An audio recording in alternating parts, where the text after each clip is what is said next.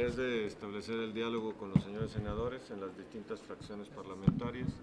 Hemos estado con los senadores del Partido Verde, con los senadores del PRI, con los senadores del PAN y también con los senadores del PRD. Y en este diálogo de cuál es su visión sobre las observaciones del señor presidente al Sistema Nacional Anticorrupción en la Ley de Responsabilidades de las Personas Físicas. Y bueno, cuál será la reacción y sus posiciones, y nuestro interés de que el sistema sea operativo, en el compromiso de que de la misma forma las empresas son tan responsables como los funcionarios públicos en actos de corrupción y deben de ser sancionados en la misma dimensión.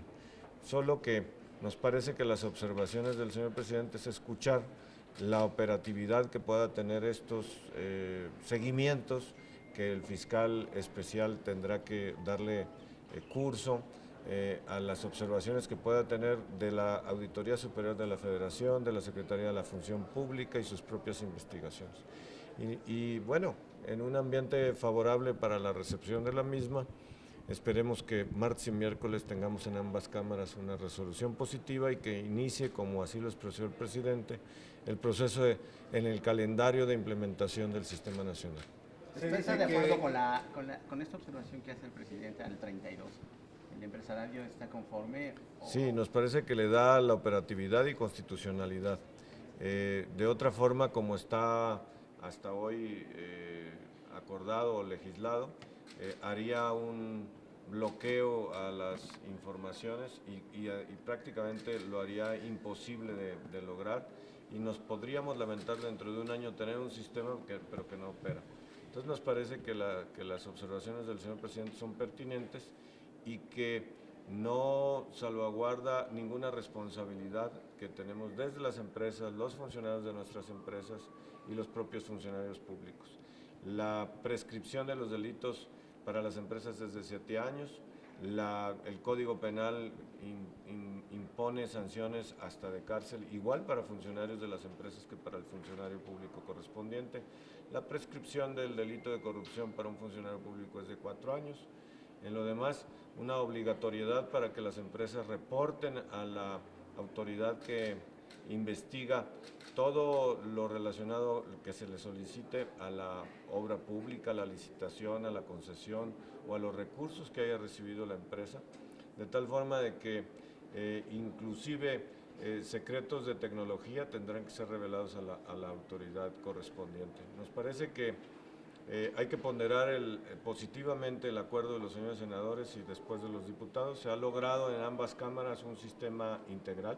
Si bien no es al 100% en otros países, como en otros países que ya llevan generaciones trabajándolo, es una plataforma robusta que exige y que lleva el objetivo de combatir la impunidad y con eso inhibir la corrupción. Se dice que el presidente favoreció precisamente a los empresarios y que la iniciativa ciudadana se hizo a un lado. El presidente nos escuchó también a la sociedad, a los ciudadanos, y determinó que las condiciones eran estas observaciones que dio. Nosotros creemos que hay los mecanismos adecuados para continuar perfeccionando. Hoy hay el mismo sistema, hoy hay que, después de pasar este periodo extraordinario, si es que se acuerda ya finalmente de acuerdo a las observaciones del presidente, empezar el calendario de la implementación, que significa nombrar a los ciudadanos, que tienen que ser representativos, honorables, por supuesto, con conocimiento del problema, de la problemática de corrupción, de las mejores prácticas internacionales que se dan en las naciones para mejorar el clima de comercio e industria ético. Por nuestra parte, nosotros estamos haciendo un compromiso, incluso con el señor presidente, en las mesas de trabajo de la Secretaría de la Función Pública con nosotros, proponer que todas las licitaciones y contrataciones exijan certificados de buena práctica comercial, de ética comercial para las empresas que pretendan participar, y consecuencias de inhabilitación quien haya falseado la información, igual de una declaración de integridad, de tal forma de que tengan penalidades y se combata con la impunidad con la ley, con la acción de la función pública. Como estaba el 32, ¿para ustedes era excesivo? Era inoperante porque 35 millones de mexicanos recibe programas de apoyo o contrata con el gobierno o sirve al gobierno prestándole algún servicio. Se iba a bloquear el sistema. Lo primero que observamos es que iba a ser inoperante, tanto para las pequeñas empresas como para las personas físicas que reciben recursos de Prospera, que reciben recursos de INADEM o becas de CONACYT, como para las empresas más consolidadas o incluso las internacionales. Sería imposible que una empresa internacional accediera a brindar un servicio o participar en servicios a gobierno si tienen que firmar sus empleados, su consejo de administración, las familias de los mismos, sus proveedores y los empleados de los proveedores junto con sus familias. Eso sería tal volumen de información que sería imposible de procesar. Y por otro lado, pues inhibiría la atención, el interés de brindar estos servicios al gobierno por parte de empresas que no tienen esa misma legislación en ningún país. Eso significaría pues una inhibición a generar mejores servicios, mejores productos, mejores carreteras, mejores y más transparentes licitaciones. Lo que es importante es monitorear efectivamente códigos de ética y de conducta y sancionar a quien no esté cumpliendo. ¿Cuál fue el ambiente que encontró usted aquí en el Senado? Muy positivo, muy positivo. Lo importante es sacar adelante el Sistema Nacional Anticorrupción, un reconocimiento nuestro a los señores senadores por el esfuerzo que se ha dado. Estamos discutiendo 1 o 2 artículos de 800 que le dan integralidad al sistema, le dan personalidad a la Fiscalía Especializada, brinda juzgados especializados, le dan mayor operatividad y alcance a la Secretaría de la Función Pública y a la Auditoría Superior de la Federación. Y todo enmarcado en un consejo ciudadanizado que le dé seguimiento y mejore cómo va implementándose el sistema. La clave está en continuar con la agenda de implementación, en la ciudadanización y en la transparencia de su implementación. Señor, yo quisiera preguntarle, conforme ha ido creciendo la presión que genera la CENTE con algunas movilizaciones, también se han multiplicado las voces que piensan que se debe dar marcha atrás o hacer excepciones en la reforma educativa. ¿Cuál es la posición del sector empresarial? No es aceptable que se vulneren los derechos humanos de las personas, tanto de los manifestantes, que estamos de acuerdo que la autoridad debe contemplar los derechos humanos de ellos, pero también de los ciudadanos. Y los manifestantes con los bloqueos no están respetando los derechos humanos de los ciudadanos de Oaxaca y de Chiapas. Y es importante que la Comisión Nacional de Derechos Humanos investigue y sancione.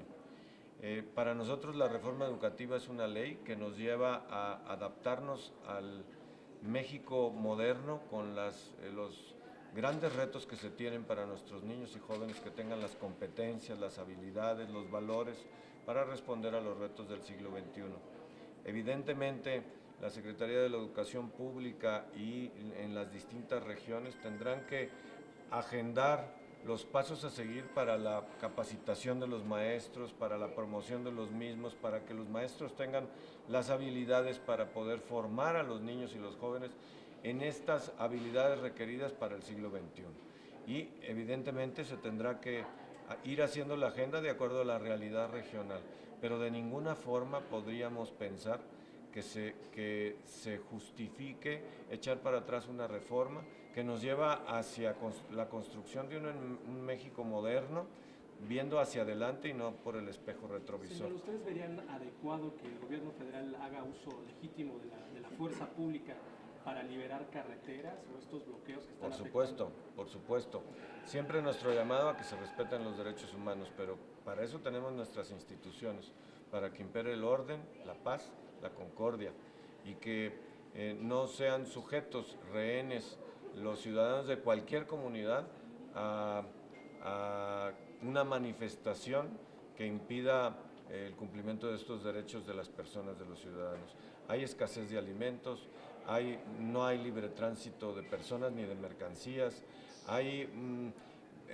ya hemos tenido manifestaciones de socavar la dignidad de las personas, como en el caso de los maestros en Chiapas. Están causando graves daños y eso es atentar en contra de los derechos de los ciudadanos.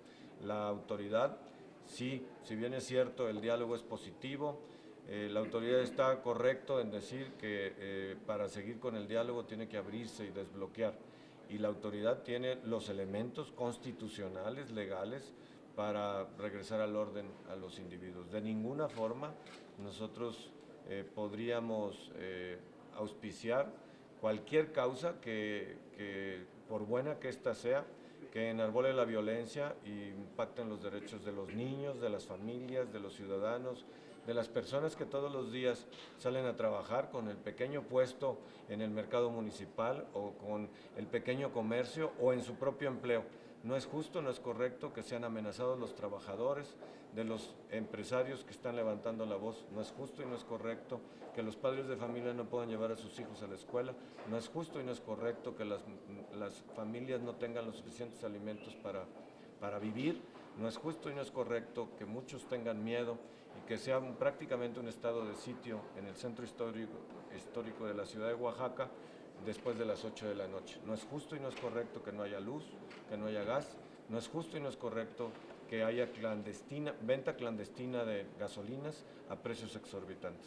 Eso la autoridad tiene que poner un orden, respetando los derechos. ¿Los empresarios ya no van a insistir con el artículo 29 del formato? Nosotros vamos a ponderar positivamente todo lo acordado en el Sistema Nacional Anticorrupción y sí participaremos activamente en la integración del Comité Ciudadano y en el trabajo que se dará en ese mismo comité coordinador para los formatos adecuados y el grado de publicidad. Evidentemente es un proceso que se tiene que dar y que debe de completarse para empezar a tener un sistema nacional. Vemos que hoy el consenso es dar luz verde a las observaciones del presidente para poder tener el sistema. Señor, ¿los daños a cuánto ascienden diarios, tanto en Oaxaca como en Chiapas? Pues mire, las repercusiones económicas. es difícil de estimarlos, pero en el global lo que hemos visto, según los datos que tenemos de las propias organizaciones locales, es que el daño económico hoy en Chiapas es de 1.700 millones de pesos, 130, 150 millones diarios en todo el estado y 1.000 millones de pesos de lo que ha sido el daño en el estado de Chiapas. Evidentemente, en Oaxaca 1.700, en Chiapas 1.000, y en donde nosotros pues deseamos que esto pues prevalezca ya la ley y la cordura, y un llamado a los señores líderes sindicales que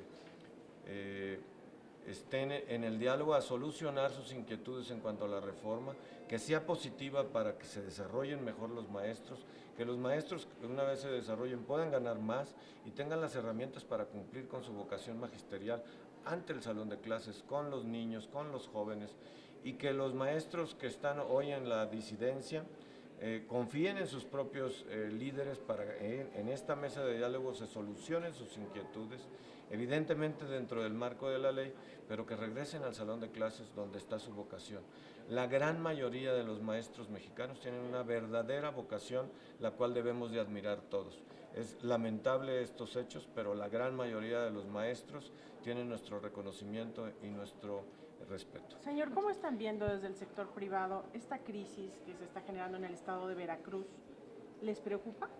Sí, por supuesto. Las manifestaciones sociales con violencia nos preocupan a todos de cualquier índole que ésta sea. La ley y nuestras instituciones tienen que dar paso a la justicia, y la justicia por la propia mano de los ciudadanos nunca será un paso positivo, porque para eso tenemos instituciones. Nos preocupa y nos ocupa que las instituciones ejerzan y satisfagan la justicia, desde lo local hasta lo nacional. Nos preocupa que dentro de las manifestaciones de los maestros que se hayan infiltrado y estén participando otras organizaciones que no tienen una agenda educativa y que están desestabilizando y generando más violencia. Nos preocupa que la autoridad coordinadamente estatal y federal imponga la ley y la cordura y la paz en el estado de Veracruz, en el estado de Chiapas, en cualquiera de los estados, en el estado de Oaxaca. Es prioridad la concordia y la paz, que es lo que deseamos el 99% de los mexicanos. el Es caso parte de- de nuestra historia y así somos los mexicanos, buscamos la paz. En el caso de Veracruz se lo preguntaba por estas decisiones que está tomando el gobernador Duarte de nombrar un fiscal anticorrupción transeccional, un procurador transeccional, un poco, dice la oposición, para buscar espacios de impunidad. ¿Qué opina de esto? El respeto a la ley y a la justicia se tiene que dar desde todas las instituciones y el propio partido político del gobernador ya opinó al respecto. Nosotros como sociedad esperamos que se dé en la normalidad democrática la transición en el estado de Veracruz, como en todos los estados que se eligieron gobernadores y presidentes municipales el pasado 5 de junio, y que se fortalezcan las instituciones. Si hay delitos que perseguir, que se persigan, pero institucionalmente, no políticamente. No estamos en México, no podremos aceptar en México un clima de linchamiento político ni tampoco de revanchismo político. Lo correcto es que conforme a la ley se procedan a las investigaciones y se finquen responsabilidades, pero de ninguna manera podríamos estar sujetos a revanchismos entre partidos políticos porque no nos llevaría más que a climas de hostigamiento unos contra otros y después los otros contra los unos. Lo que queremos es una democracia que nos genere convivencia pacífica y políticos comprometidos con la misma. Cuando ¿Pero habla se de vale grupos- tratar de imponer funcionarios a modo como para blindarse? Siempre habrá resoluciones que permitan fortalecer instituciones. Evidentemente, si esa fuera la intención, evidentemente que no. Evidentemente, si lleva una intención de un interés personal o particular, nunca puede prevalecer sobre el interés común y sobre nuestras instituciones. Y confiar en que nuestras instituciones busquen, impartan la justicia como las hemos formado. La impunidad es el grave problema que tenemos en México, no solo para la corrupción, sino para el cumplimiento de las leyes. Desde no tener consecuencias por no hacer cola para entrar a un cine, o no tener consecuencias graves por manejar irrespetuosamente de las señales y de los derechos, de las señales de tránsito y los derechos de los demás, hasta los grandes problemas nacionales en materia de corrupción o en materia de cumplimiento de la ley. Debemos de combatir la impunidad para todos convivir con mayor paz y tranquilidad. Cuando habla de grupos sociales, ¿es guerrilla la que ven ustedes? Son grupos subversivos, evidentemente, que están provocando violencia. No le puedo determinar si es guerrilla o no. Lo que sí le puedo determinar es que son ajenos al movimiento magisterial y que no es correcto lo que están haciendo. Gracias. Muchísimas gracias. Muchas Gracias a ustedes. Muchas gracias. ¿Va a seguir con su visita con las bancadas? Ya terminó. Hoy por la tarde voy